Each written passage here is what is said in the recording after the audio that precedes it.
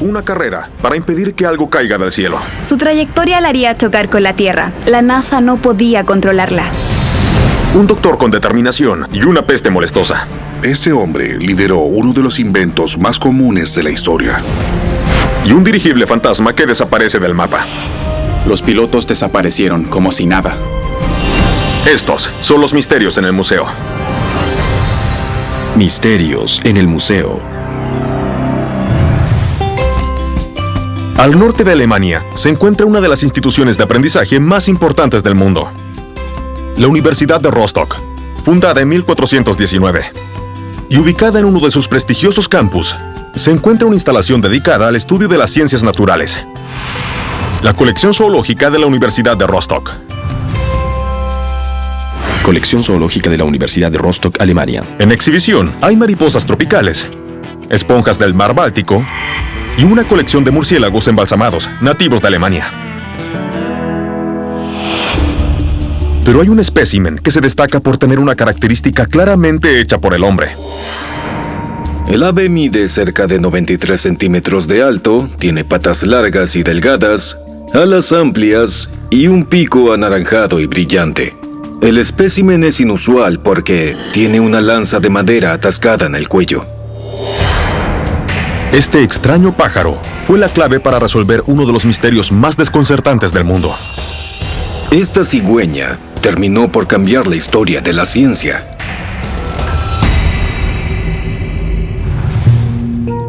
Década de 1820, Europa del Norte.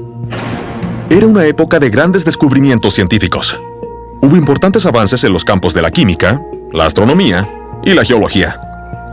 Pero poco se sabía de la envergadura del reino animal, y la biología se quedaba atrás. Darwin no aparece hasta dentro de casi 40 años más. Los científicos realmente no sabían nada sobre las aves y las abejas. De hecho, los científicos ni siquiera sabían sobre uno de los hechos más básicos del mundo natural. Aunque no lo crean, la gente no sabía hacia dónde iban ciertas especies de aves durante el invierno. Esta información hoy la damos por sentada. Pero en esos años, la gente en Europa solo sabía que los pájaros que veían en verano desaparecían en invierno. ¿Hacia dónde iban después? Era un completo misterio. Este misterio desconcertó a varias de las mentes más brillantes por cientos de años. En el siglo IV a.C., Aristóteles, el famoso filósofo y científico griego, especuló que los pájaros se transformaban de una en otra especie. En la naturaleza se aprecian transformaciones increíbles. Ves a los renacuajos transformarse en ranas. Así que, ¿por qué no creer que un pájaro pueda transformarse en otra especie? Otros pensaron por mucho tiempo que las aves simulaban a algunos mamíferos e hibernaban. Incluso hubo quienes apoyaron la increíble teoría de que los pájaros pasaban el invierno en la luna. Hubo muchas ideas locas sobre el paradero de estas aves, pero lo cierto es que ellos solo manejaban una parte de la información. Pero una nueva e increíble evidencia saldría a la luz y respondería a este misterio de una vez por todas. Alemania, 21 de mayo de 1822. Un aristócrata estaba cazando cuando vio una cigüeña blanca en el cielo. En ese entonces era una de las aves más reconocibles en Alemania. Él la apunta con su rifle, dispara, y la cigüeña cae al suelo. Pero cuando se acerca a su trofeo, ve algo peculiar. El ave tenía una lanza de 90 centímetros de largo en su cuello. Parecía ser que antes del disparo que la mató, la cigüeña había sido herida con una lanza, pero no había muerto. Y eso no era lo más extraño.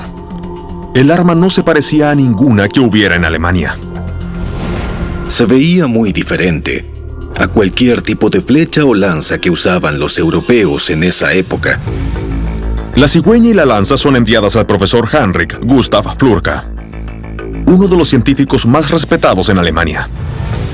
Flurka era un observador, un estudioso y tenía gran curiosidad.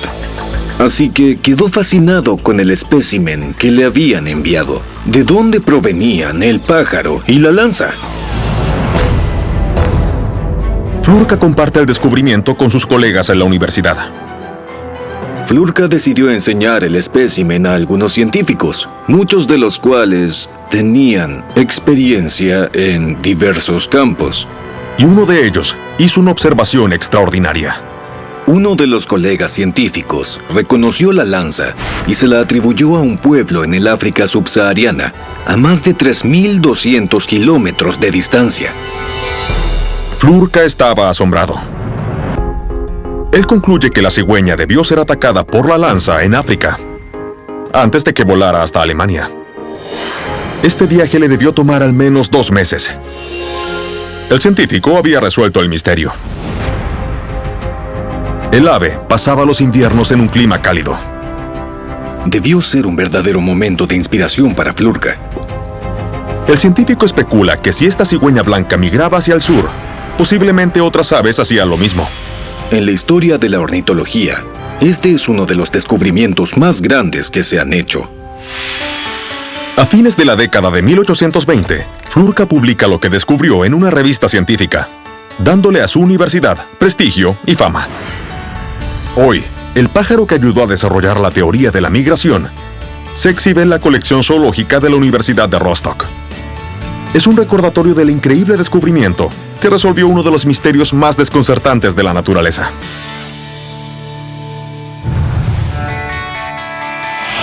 Huntsville, Alabama, es el centro principal de la innovación aeroespacial, lo que le valió el apodo de Ciudad Cohete.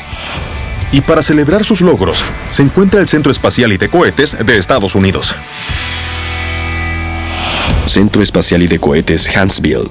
Aquí se puede admirar el Lunar Rover de los años 70, la cápsula del Apolo 16 que giró alrededor de la Luna y el impresionante cohete Saturno V. Entre todas estas maravillosas obras se encuentra una mole destrozada, que a primera vista no pareciera estar vinculada con los viajes espaciales. El objeto tiene forma cilíndrica, su textura es dura y tiene la superficie quemada. Parece como si hubiera sufrido un desastre. Este curioso artefacto fue el protagonista de una historia catastrófica llena de creatividad, paranoia y desastre. Esa estructura calcinada una vez cayó del cielo aterrorizando al mundo.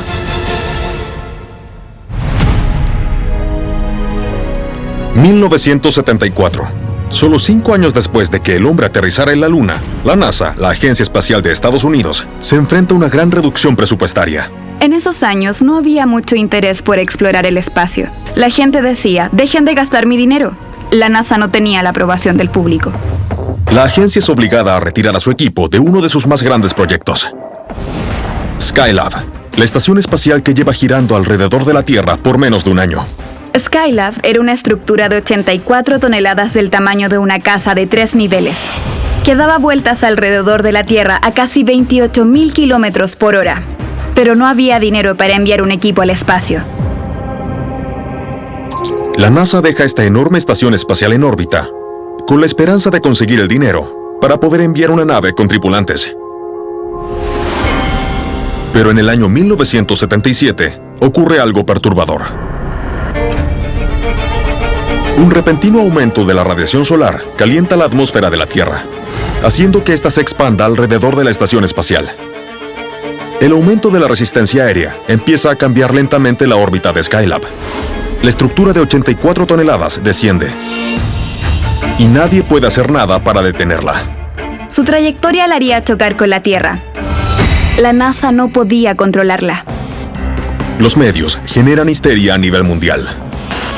Skylab está cayendo. La gente estaba aterrorizada. Algunos incluso planeaban refugiarse en cuevas para poder protegerse. La NASA calculaba que a Skylab le tomaría casi 2 años salir de órbita por completo. Y como tenían poco tiempo, asignaron a un director de vuelo llamado Bill Peters, quien tiene la misión de evitar el desastre. Peters temía que cuando la enorme estructura entrara en la atmósfera, se partiera y sus partes ardieran en llamas. Skylab era una estructura gigantesca y no se quemaría en la atmósfera de la Tierra sin causar daños. Sus partes chocarían contra el suelo, con fuerza y en llamas. Sin la posibilidad de detener el descenso de Skylab, La única opción de Peters es intentar cambiar la trayectoria de la estación para que caiga tan lejos de la civilización como sea posible. Y la clave para que esto funcione son los pequeños propulsores de Skylab. Si los propulsores se encendían correctamente, la NASA podría hacer que la estación entrara en la atmósfera por un lugar específico. Peters y su equipo tienen el lugar perfecto en mente: el Océano Índico. Para que Skylab pudiera marizar en el Océano Índico, tenía que entrar a la atmósfera en el lugar preciso. Esa era la última oportunidad de la NASA. El margen era muy pequeño. Cualquier error de cálculos podría cambiar drásticamente el rumbo de Skylab. Toda esa operación fue bastante improvisada, porque la NASA nunca había hecho algo así antes. El 11 de julio de 1979, el plan de Peters entra en acción. Los ingenieros de la NASA activaron los propulsores de Skylab. Gente de todo el mundo observa la misión en sus televisores, mientras que la estación espacial entra a la atmósfera de la Tierra. Skylab era una bomba de tiempo, y el mundo entero se estaba preparando para lo peor. Mientras pasaba por la atmósfera de la Tierra, ocurrió algo inesperado. Skylab se desplazó más de lo que habían anticipado. Peters y su equipo ven desesperadamente cómo las partes en llamas de la estación caen desde el cielo. Una estela de escombros se abalanza sobre el Océano Índico y se dirige directamente hacia la ciudad australiana de Perth. Los ingenieros de la NASA deben haber entrado en pánico cuando se dieron cuenta de que Skylab no caería en el océano. La estación causaría un desastre.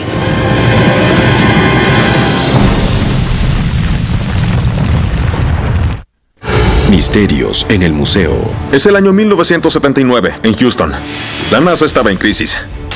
Skylab, la primera estación espacial del país, había perdido su órbita y se desplazaba fuera de control hacia la ciudad australiana de Perth.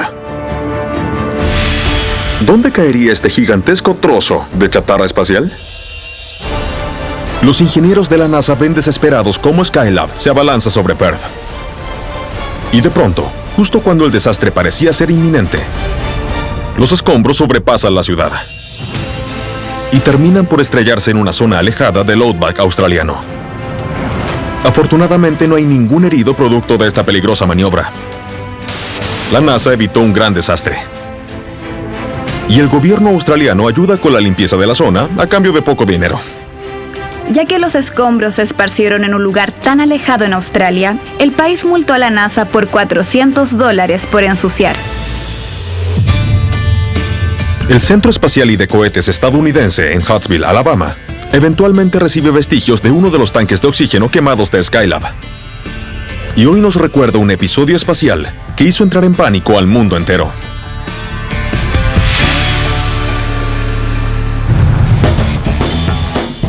El famoso Parque Central Park de la ciudad de Nueva York es un espacio verde de 341 hectáreas diseñado para descansar del tumulto y el bullicio de la Gran Manzana.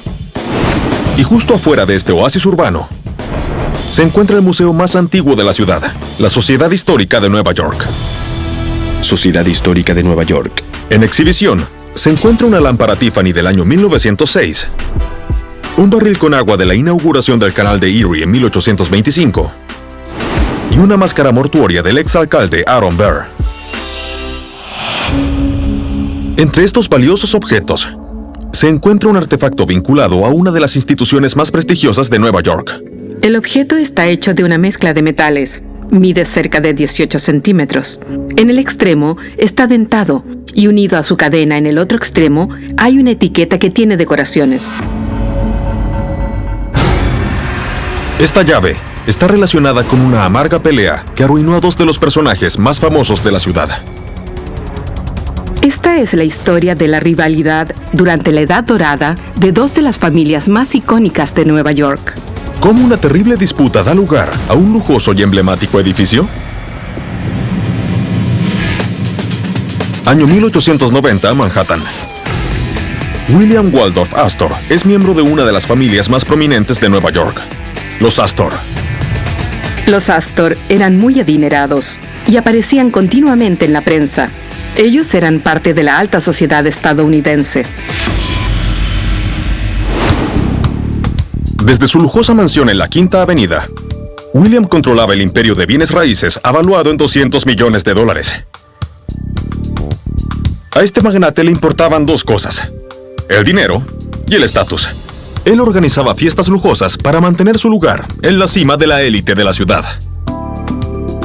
A William Waldorf Astor le preocupaba mucho su posición social. Además de ser la cabeza de la familia Astor, quería destacar en la sociedad de Nueva York. Pero hay una persona que se interpone en su camino: su tía de 60 años, Caroline. Esta mujer de la alta sociedad vive con su hijo Jack en una opulenta mansión justo al lado de William. Y para colmo, ella siempre intentaba robarle el foco de atención, organizando sus propias fiestas elaboradas. Caroline Astor era una anfitriona extravagante que organizaba lujosos bailes y otros eventos sociales que llamaban la atención de todos. Con el transcurso del tiempo, la rivalidad entre Caroline y William se intensificó, hasta que el magnate ya no pudo soportarlo. William estaba harto. Este rencoroso aristócrata decide vengarse, haciendo que la vida de su tía sea lo más miserable posible. Él decide demoler su mansión y construir un opulento hotel de 13 niveles en el lugar. El ruido de la construcción no solo impediría que su tía organice eventos sociales en su mansión. Además, una vez terminado, él usaría este lujoso edificio para celebrar las fiestas más grandes que haya visto la ciudad, con la esperanza de convertirse en la sensación de Nueva York.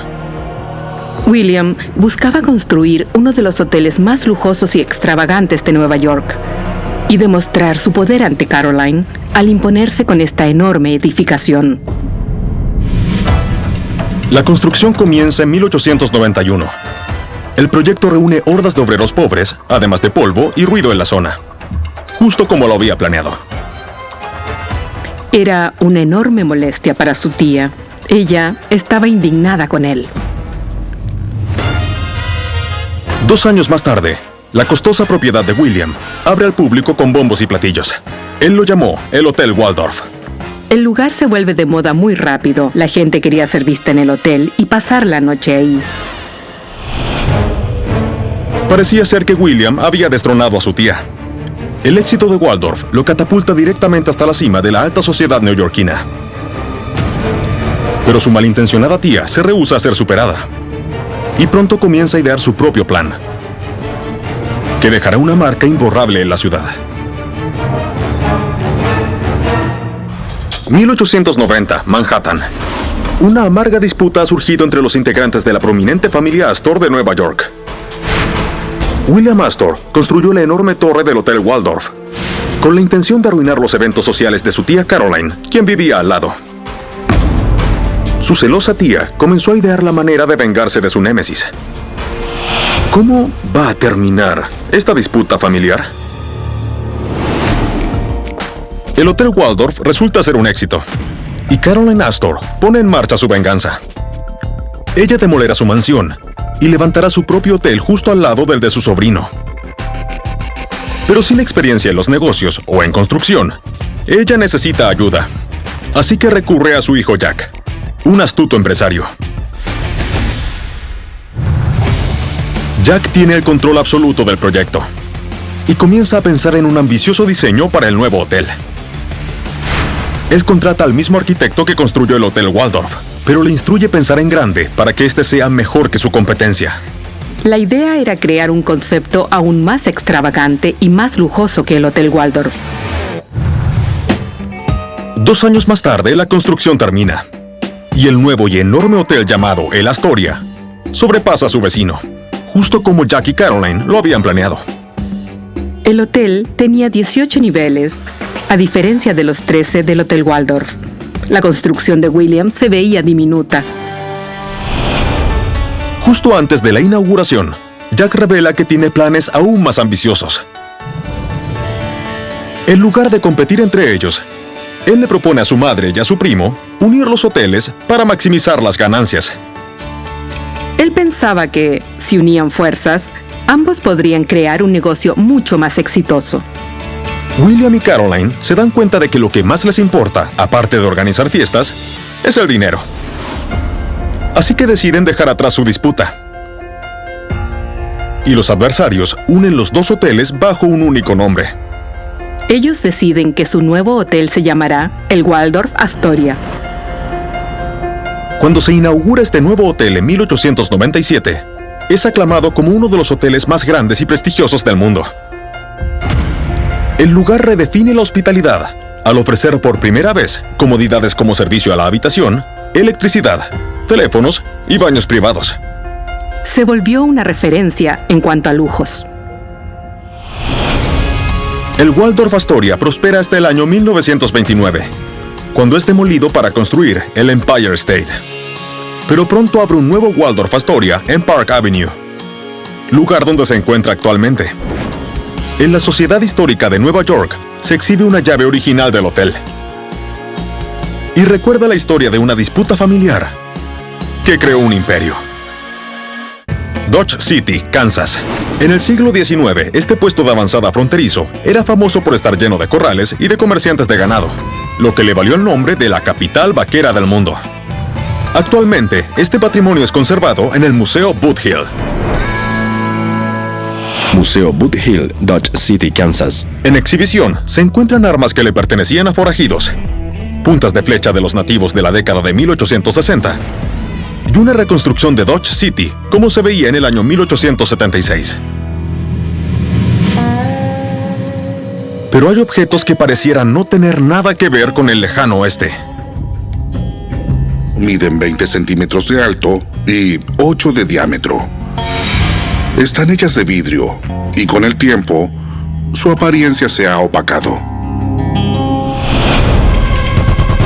A pesar de que estas botellas no tengan nada de especial, están vinculadas a una idea revolucionaria que cambió el mundo.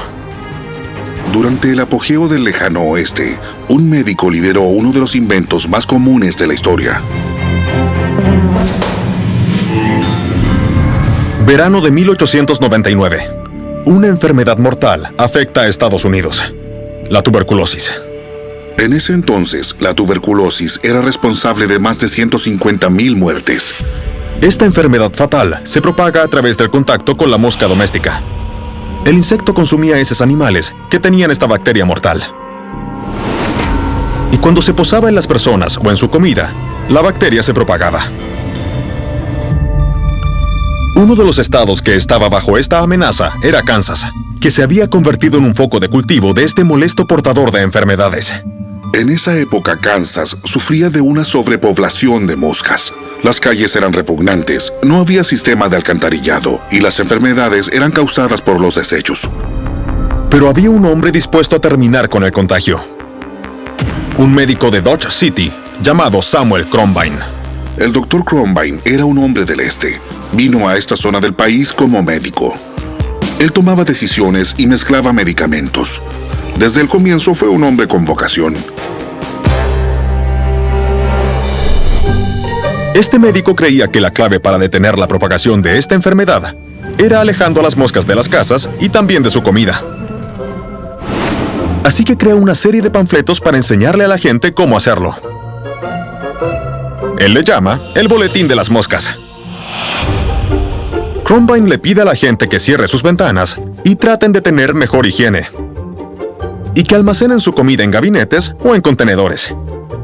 Con la idea de educar a su público, él decide mezclar sus instrucciones con algo de diversión. Es por esa razón que el Dr. Crombine idea todo tipo de frases y caricaturas para llamar la atención de la gente. A pesar de haber distribuido panfletos a todas las personas, el mensaje de Crombine no es tomado en cuenta.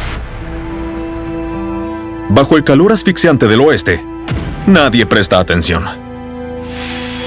Él estaba frustrado porque no podía hacer entender a las personas del pueblo que las moscas eran un problema grave para la salud de todos. Crombine necesita otra estrategia. Y la inspiración aparece en un lugar inesperado. Un día caluroso de verano, el médico asiste a un juego de béisbol. La multitud estaba eufórica. De pronto a su izquierda alguien grita, "mosca de sacrificio", y a su derecha alguien dice, "aplasta la pelota". Ese fue el momento de inspiración para el Dr. Crombine. ¿Qué clase de idea loca ha tenido el médico? Es 1905 y cientos de personas han muerto de tuberculosis. La enfermedad se propaga debido a una epidemia de moscas domésticas. Pero un médico llamado Samuel Crombine tiene la misión de deshacerse de ellas para siempre. ¿Cuál será el remedio del Dr. Crombine para esta peste molestosa? El doctor deja de ver el partido de béisbol y vuelve rápidamente a su oficina. En lugar de tratar de alejar a las moscas de las casas, él tal vez tenga más suerte pidiéndole a la gente que las maten. Así publica otro boletín con la frase memorable: "Aplasta esa mosca". El Dr. Crombine encuentra el lema perfecto para su campaña, algo que se quedará en la mente de las personas. La táctica del médico funciona.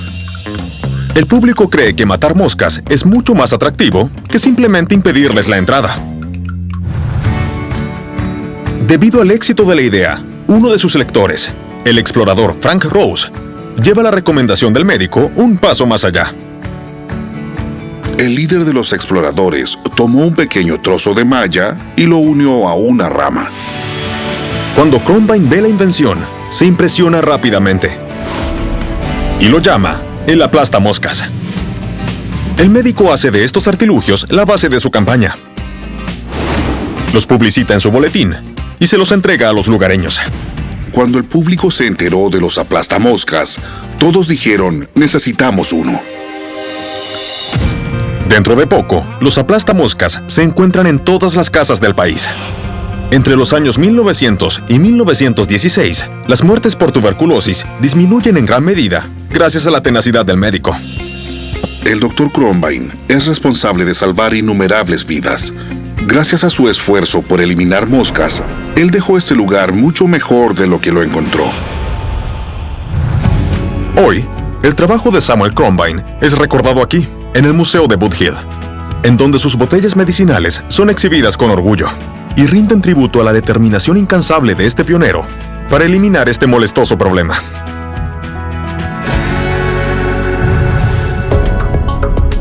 Un baúl medicinal que contiene opio, un kit de amputación del siglo XIX y una camilla usada por los soldados confederados.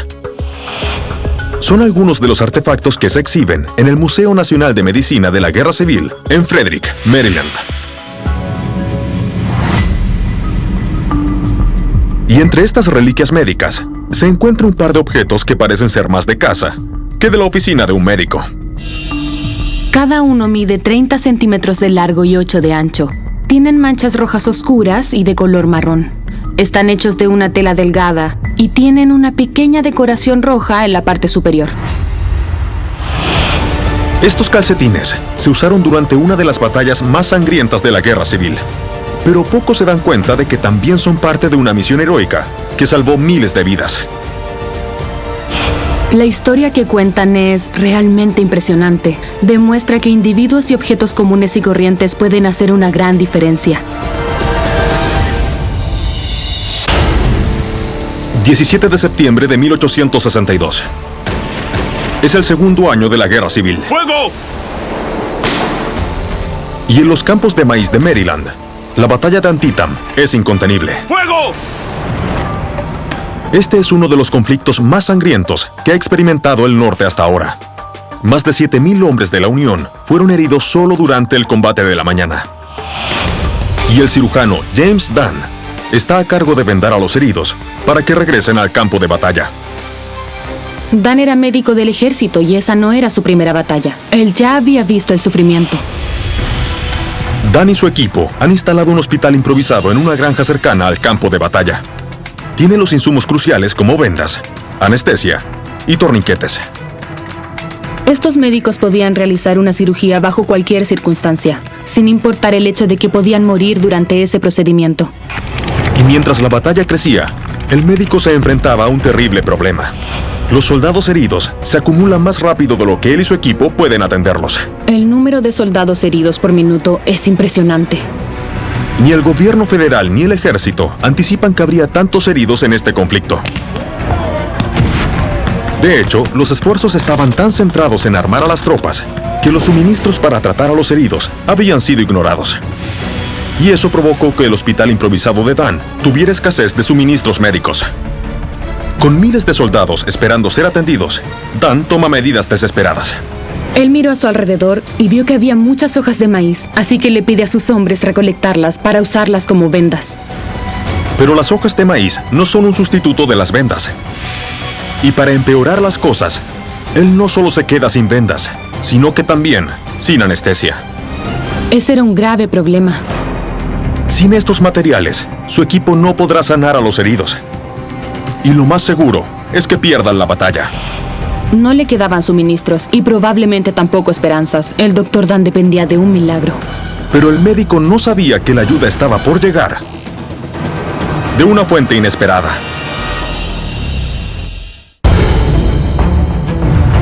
Es 1862 en Maryland. Un cirujano del ejército llamado James Dunn atiende a los soldados heridos durante la batalla de Antietam.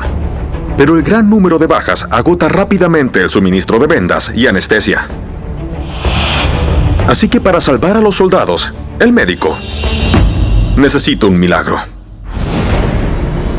Lo que Dan no sabe es que meses antes, una inusual heroína se embarca en una misión épica para ayudarlo. Abril, año 1861, Washington, D.C. Clara Barton es una trabajadora de beneficencia, enérgica y emprendedora. Ella era una mujer fuerte y decidida, era intrépida. Cuando se desata la guerra civil, Clara Barton se horroriza al ver las escenas de las tropas heridas volviendo a la capital. Ella comienza a visitar a los hombres y pronto se da cuenta de que el ejército no tiene los suministros básicos, como vendas, alcohol o calcetines, para impedir que los pies se gangrenen o se infecten. Clara Barton le insiste al gobierno que provea al frente de batalla de estos importantes suministros. Pero los políticos están tan obsesionados con armar las tropas que sus peticiones no son escuchadas.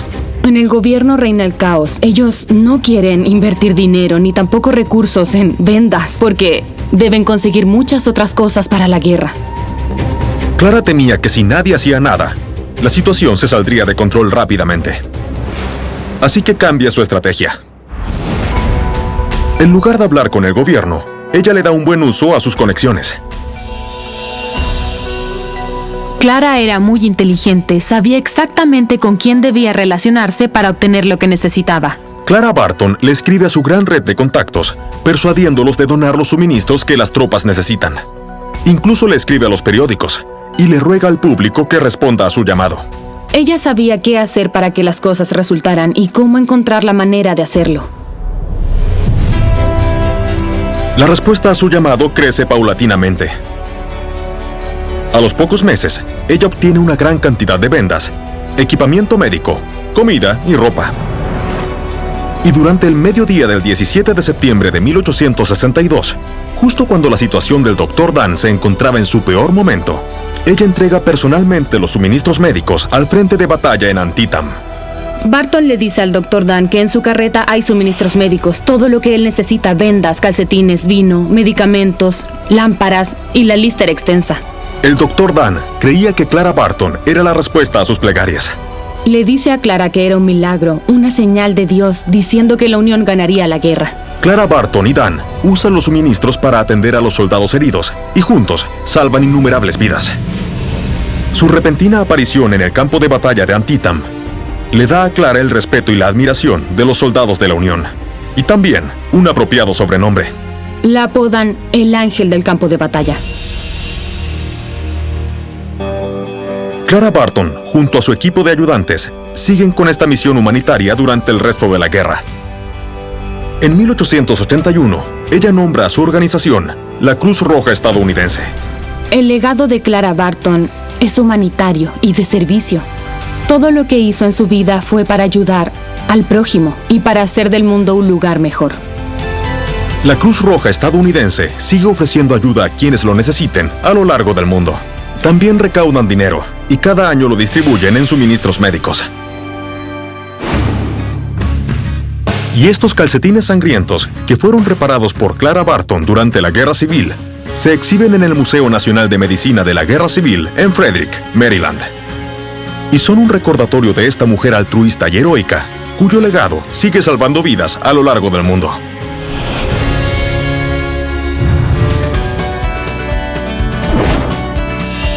Pensacola, Florida, tiene kilómetros de playas maravillosas y se dice que tienen las arenas más blancas del mundo. Entre esta belleza natural, se encuentra una institución que exhibe maravillas hechas por el hombre: el Museo Nacional de Aviación Naval. Su exhibición celebra muchos de los triunfos aeronáuticos estadounidenses, como este avión de combate Lockheed TV-2 y un módulo de comando de la NASA de 1973. Entre estas naves de alta tecnología, se encuentra una máquina bastante primitiva.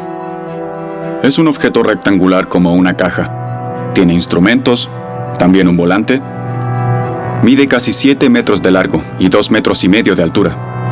Y en algún momento iba sujeto a algo que medía 45 metros de largo. Este aparato volador único fue el protagonista de uno de los grandes misterios de la aviación naval. Esa góndola representa un evento que ha desconcertado a investigadores por décadas.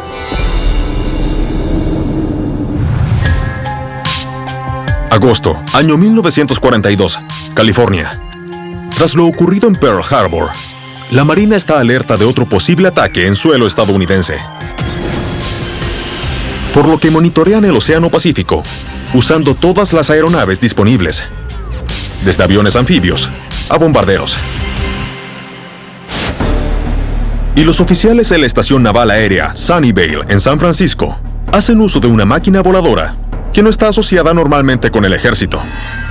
Un exdirigible Goodyear, reacondicionado con equipamiento de vigilancia, es rebautizado como L-8. La Marina le quitó las marcas coloridas que tuvo cuando fue usado por civiles y le agregó equipamiento de vigilancia para asegurarse de que fuera práctico para misiones de guerra. En la mañana del 16 de agosto, el comandante de la estación aérea le ordena a 2 pilotos, el teniente Ernest Cody y el alférez Charles Adams, que piloteen el dirigible 48 kilómetros hacia el Pacífico para luego regresar. Durante 2 horas, la base naval recibe actualizaciones de la tripulación, informando que el patrullaje avanza sin incidentes. Pero luego, los pilotos informan que vieron algo en el agua que parece ser aceite. Podría ser nada, o podría tratarse de una señal de amenaza. Un submarino enemigo acechándolos. El comandante les pide inspeccionar la zona. Los pilotos informan que investigarían el derrame de aceite y reportarían sus hallazgos a la central. Minutos más tarde, el comandante contacta al L-8 para una actualización. Pero no hay respuesta. Ellos no obtienen nada, solo un silencio sepulcral. Los oficiales navales asumen que se trata de un problema técnico menor y esperan a que el L-8 regrese dentro de 1 hora. Pero el dirigible no se avista durante 3 horas. Y cuando lo ven finalmente, no está cerca de la base. Se dirige hacia el puente Golden Gate y pareciera estar en problemas. Foto real. De pronto, el dirigible comenzó a desinflarse peligrosamente a medida que descendía en California. Foto real. Y aproximadamente a las 11 de la mañana, el L-8 choca con el costado de una casa en Daly City.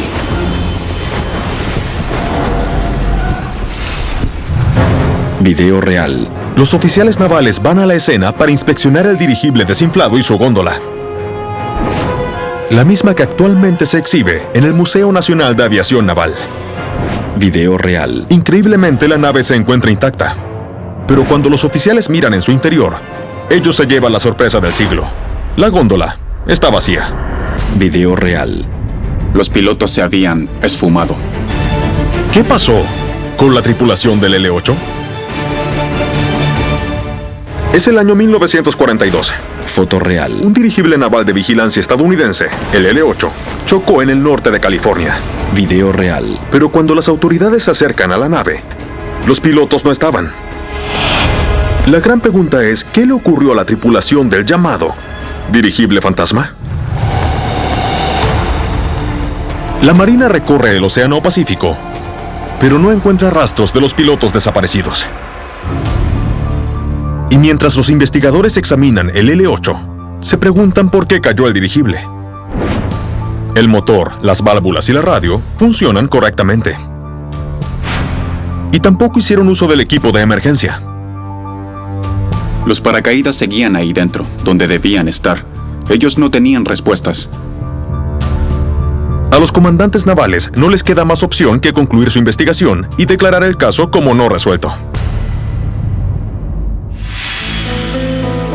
Pronto, un rumor empieza a esparcirse en la base naval. Algunos sospechan que un posible triángulo amoroso había convertido a estos hombres en enemigos mortales. Había una teoría que hablaba de una infidelidad. Uno de ellos estaba teniendo un romance con la esposa del otro. Según el rumor, uno de los pilotos empezó una pelea. Y esto provocó que ambos hombres cayeran desde el dirigible. A fin de cuentas son seres humanos. Y todos sabemos que no siempre actuamos en forma racional. Así que cualquier cosa es posible. Hasta el día de hoy, nadie ha podido confirmar la teoría. Y el verdadero destino de la tripulación del L-8 sigue siendo un misterio. A la aeronave ahora se le conoce como el dirigible fantasma. Y su góndola es parte de la exhibición del Museo Nacional de Aviación Naval. Este es un escalofriante recordatorio de un misterio que sigue envuelto en la neblina de la guerra. Desde una disputa familiar a un ángel del campo de batalla, desde una tragedia en el cielo a un famoso aplastamoscas. Soy Don Willman, y estos son los misterios en el museo.